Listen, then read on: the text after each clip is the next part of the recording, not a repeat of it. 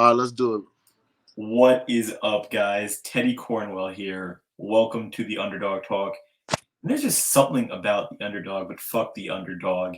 You guys see him, the motor, Mohammed Usman, aka the Ultimate Fighter Season 30 champ. What is up, big fella? How you doing today, man? I'm doing good, man. I'm blessed. Thank you for having me. And I've had this question on my mind the whole day. Did you really break your thumb during the champion fight? And then how the hell did you not feel a broken thumb during the fight? Um, the adrenaline, and yeah, I did. It was the left hook, and it's like like I was telling my coach, like in my own analogies, it's like when I hit him, it felt like when you plug your charger into the wall. It was like you don't really feel anything. It's just like a pure hit, pure punch, clean. It almost feels light. I'm like, if you could just hit everybody like this, the world would be easy. It felt really light. And he said it was just in a perfect spot, and that's just how those punches feel. And like a week later, then my thumb just, because you always sore, but there's certain things that you hurt it if it doesn't go away. Ooh, yeah, and I punched a wall actually in high school and I broke my whole thumb and man, the whole thumb was broken. I don't know how. I just don't know how you did that. And obviously, congratulations on being the champion in the season 30. I mean, what a privilege, what an honor. But I want to take it a little bit back. And can you share, your journey into the world of mixed martial arts and how you ended up becoming a UFC fighter, as your goal was first to be a football player, right, Mohammed? Yes, I played football at the University of Arizona. Thought I was gonna go pro. I never got picked up. I was a undrafted free agent, so I would had a couple of workouts with a couple teams, and it just never, the door just never opened for me there. And for a lot of that time, it was like it was never talent. Sometimes there's a lot of people that just don't fully get the opportunity or get in front of that right person that they can see. Because anywhere I play football, I've always excelled. It was never about talent because we had that through the roof. But I feel like, one thing I've been really understanding in my heart is like everybody has their own divine purpose, and as much as we'll do all these things and different sports, different things, God will always put you on your purpose if you really stick. Just keep trusting Him and just wake up every day. This is how many people can say they wake up and don't know what they're gonna do the next day, but when you just a genuine soul and you give the good energy to the universe, God align everything for you the right way, and that I'm just a big believer in that, and that's how I feel like it was for fighting. My brother, of course, was having a lot of success in it, and I wasn't playing football no more. I was working a job at LA Fitness, and I was an assistant general manager there for like literally a month. So, but I was a general manager out the gate. I was doing a lot for them. I would basically introduce all the new people that come into the gym to personal training and give them a little mini session, and they will all want to sign up. So I got the most signups in a month, and then I just told them that I was gonna stop working because I was gonna start training to fight. And yeah, I made my mind up just training at the gym. And I told my coach, I said, I think I'm gonna start fighting. And he was like, what? I said, I mean, why not? I can still run, jump, kick, punch. I said, the time is now. And I just started training. And 6 months into training, I had my pro debut. And they say everything happens for a reason, Muhammad, and I truly believe that. Now, obviously, you've put the blood, sweat, and tears into this sport. Could you describe the challenges and sacrifices you faced on your path to becoming a professional fighter, sir? Uh, I'm not gonna lie to you guys. This sport is hard, man. It's hard. It's one thing that has have to like it's really taught you about yourself. It's like you go out there and you show yourself how really committed to being the best person you say you want to be. They'll put you in a cage, and it was tough when I first started out. I was just going off just pure athleticism and just basically just trying to grab people. and then I fought a Dontel Mays, and he just out techniqued me. You know, he landed punches, he ran, he was on the outside. You know, and he was smart. He was he was a good fighter, and he gave me my first loss. I lost by decision, and then I lost again in the PFL to a huge dude, Brandon Salas. You know, he was a great fighter, and I had some holes in my game that I was still learning. You know, because like I tell people, I'm learning on the job. I never did any amateur fights. So every fight for me is me learning on the job. So like little things that you know you won't ever do again that I've done in those fights have really put me in this position now where I feel like I can win the fight anywhere it goes, any scenario because my fight IQ is improved. You know, so it's like when the fight IQ improves in a fight, you know when you're losing, you know when you're winning. That's fight IQ. You know what you need to do to win. You know what you don't need to do to win. You know, so it's like when you have that, you start learning ways to win. Instead of, of course, I want to knock everybody out, but this sport is about winning. You know, and however I get the job done, that's really what makes you a mixed martial artist. Damn right, Muhammad. And in your opinion, how does your fighting style, obviously you're a heavyweight and you're bringing in the mass. How does your fighting style, set you apart from the other athletes in your class? When I watch your fighting, I'm seeing technique first. Obviously, technique is huge for your game, but I'm seeing a quickness on the feet that for a heavyweight is very impressive. Now, how would you describe your game, sir? I would just describe my game like a mixture of Anthony Rumble Johnson, my brother Kamaru Usman, a mixture of Rashad Evans wrestling, grappling, and Tyrone Spongs, leg kicks. Like I'm really indulging the fact that I am a body of all these energies and these people that I've put around me. Anybody has to learn something in order to do it. So being able to learn from these guys, how my brother takes people down, how Anthony's explosiveness into his fast twitch muscles, punching people, how Rashad is just so complete. He can wrestle, punch. How Tyrone is just so powerful. Like all these guys across the board, all these people that I look up to. I feel like that's how I model my game, and it's just creating this person that me, frankly, I don't even I feel like I'm at a place right now that I'm so motivated that I don't even know my full potential yet, and I don't think I'm gonna know it. I'm reaching the surface now of where I'm really starting to feel certain things in training that I've always wanted to feel. And so I feel like I don't have no potential right now. I'm through the roof. I feel like I'm gonna really, really do a lot of special things in MMA because I could just feel it in my heart, and just with my training and me seeing how training correlates into how just everything. And I'm seeing my body change and develop now into different ways. I'm just really indulging the fact of really doing this the right way, and I'm very excited. I can't even tell you right now because I'm still learning it. I'm still doing everything the right way and trying to see where this goes. But I'm very happy right now with where God has me, and I'm excited.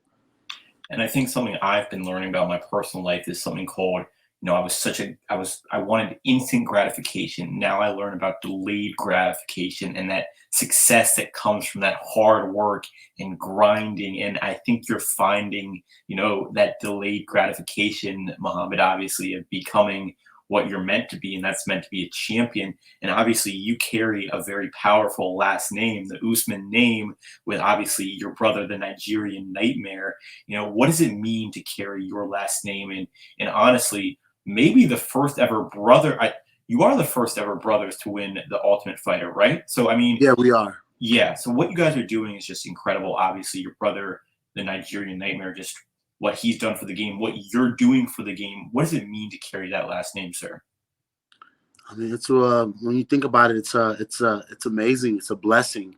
I feel like we earned it. We worked hard for it, and then to be able to understand that our last name carries so much weight, I don't take it for granted. It's a blessing, and it's a real blessing that I cherish it, and I know I'm just very humbled, and it makes me work too because I know everybody that sees my last name is gonna come and give me their best. Everybody, and I feel like me having that on my shoulder since I started my career now, it's really propelled me to be here now at this place where it's like I feel like now I'm going over to something else. Like I'm really feeling complete in MMA now. Like, and it's a I feel like it's a real scary thing for everybody else, because I know my natural abilities already that God blessed me with. But now that I'm feeling so complete with MMA, man, it's a great feeling. UFC look out, obviously, is what the message is what I'm getting, and as they should. And can you walk us through your training regimen and how you prepare for a fight both physically and mentally, Muhammad?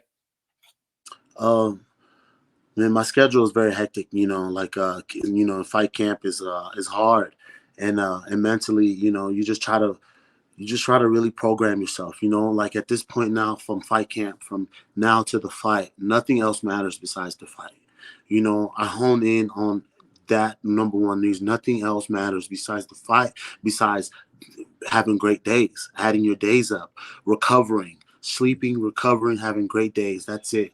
Nothing else matters. So I feel like now it's really, you almost feel like you have time. Like I got up this morning, had today's Thursday, so we had wrestling. So I had an 11 o'clock wrestling session. Then I had then right after wrestling, I had 1:30 hyperbaric chamber session where you sleep in the hyperbaric chamber.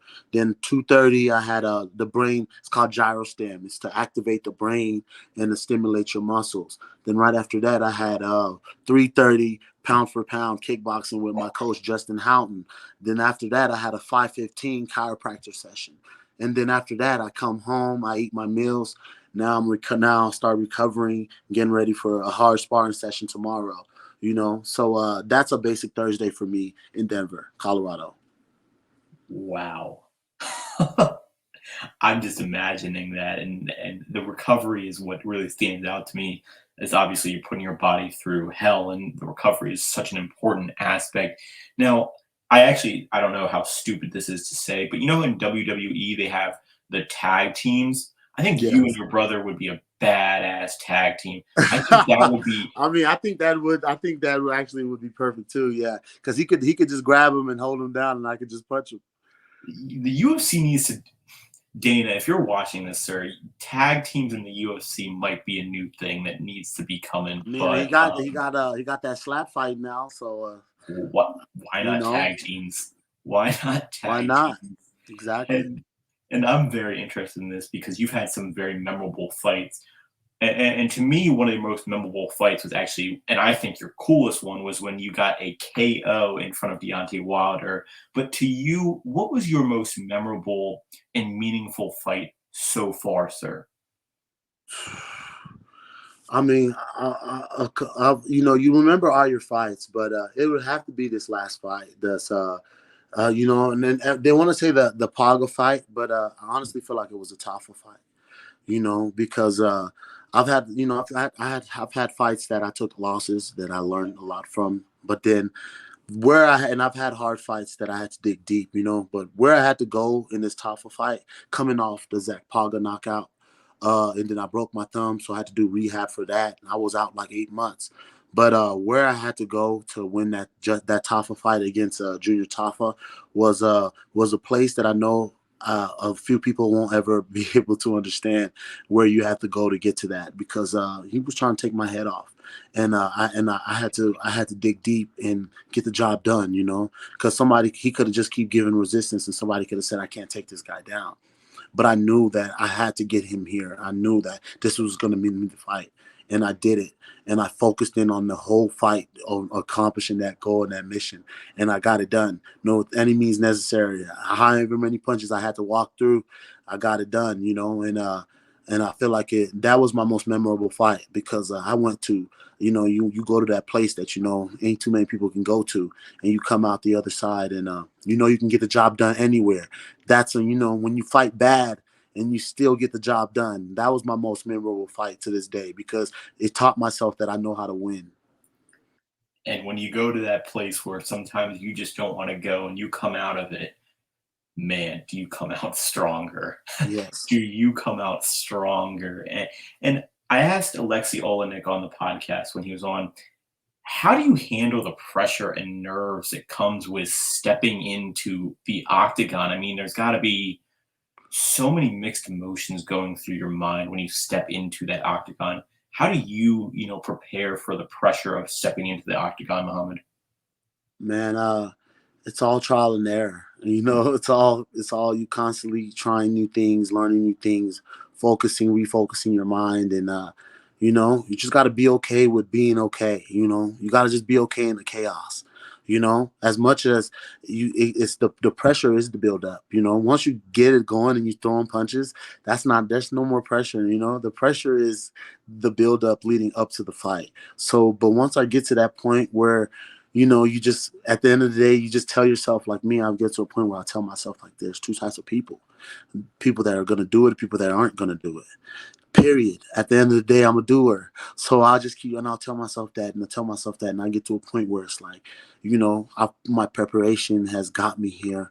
I feel confident in my preparation, where it's like, I used to tell myself that, like, I want to work so hard that I'm on autopilot. I want to be on autopilot. I want to be everything to be so second nature that I'm just in there enjoying the moment and being in the moment, and just really being present. And I feel like that's what's took my game to the next level. Yeah, and Alexei Olenek actually was laughing. He's like, because I was like, "Do you guys actually get nervous before you step in the ring?" And he goes, "Of course I get nervous. Of course I get nervous." Like, I honestly was Yeah, wondering, like, you guys seem so calm and collected before getting into that octagon, but I you don't. channel it. You Yeah, almost like you channel all these nerves into this energy of just focus. Just channel it, and you channel this energy into all this focus. yeah. Now, what advice would you give to an aspiring fighter who's looking to make a name in the world of MMA, like you once were trying to do, sir? Believe in yourself. Believe in yourself, to be honest with yourself. you know Everybody, what you need. That's the thing in this world that I feel like as a whole, we have things that, like, if you're lacking in something but you don't want to tell yourself, or if you need to get better or something, you don't want to tell yourself. I've gotten better at, I think I've been stressing about it, but that's what's gotten me to a different level, where I've told myself I have to get better at wrestling. I have to get better at footwork. I have to do these things. If you know what you need to get better at, then you go get better at it. I feel like, once you start really being honest with yourself, even when I look at myself in the mirror and I say I don't like how I look, I'm gonna start doing more push-ups or adding stuff extra to it to change my appearance. And you put yourself on this schedule and you do what you need to do. You focus. You can do anything. And I think that goes into life as well, underdog talk. If you have something that you need to work on, be open with yourself, and that could just be anything in life. I have stuff I need to work on, and I got to look myself in the mirror and go, I got to change this. I got to change this. And it's tough to admit your weaknesses and your flaws, Muhammad, and I totally agree on that. But once you correct them, I mean, everything changes. You become a better person. In your case, a better fighter. Now, looking ahead, what are your goals and aspirations within the UFC? And, what is next for Mohammed Usman, sir? I got a fight coming up September 23rd Okay. against Jake Collier, and I'm gonna go 3-0 as an official UFC fighter. Not counting the Ultimate Fighter, just the finale. Finale, my first fight, and then this fight. I'm just focusing on going 3-0 in the UFC and doing everything I need to do to accomplish this mission, which is win this fight. And everything else. Nothing else matters right now. So training camp has started, right, sir? Yes, training camp is in full force. Full force. Wow. Hey, thank you so much for taking your time to come on the podcast. Now, before we go, the floor is yours, sir. Where can we find your social media? Anything you're working on, any merchandise, anything you have going on, the floor is yours, sir. Yeah, I got some things in the works right now, but towards the beginning of the year, I'm gonna have a merchandise line, clothing line, and everything else. Like, my nickname is the Motor, so we've just been trying to put it together, and not rush it. It's like everything is divine time, and everything happens for a reason. So, just I feel, sometimes if you focus on one thing, the other thing will open. But when you try to give too many different things energy, you can't complete a task. So when I complete this is gonna open up. So we've been slowly working hard and building and focusing on the task. And yeah, just you can find me on Instagram, Muhammad 97. Same on Twitter, and yeah, I use Facebook, but hardly. So just and yeah, just follow my journey. Come to the top because we're on our way.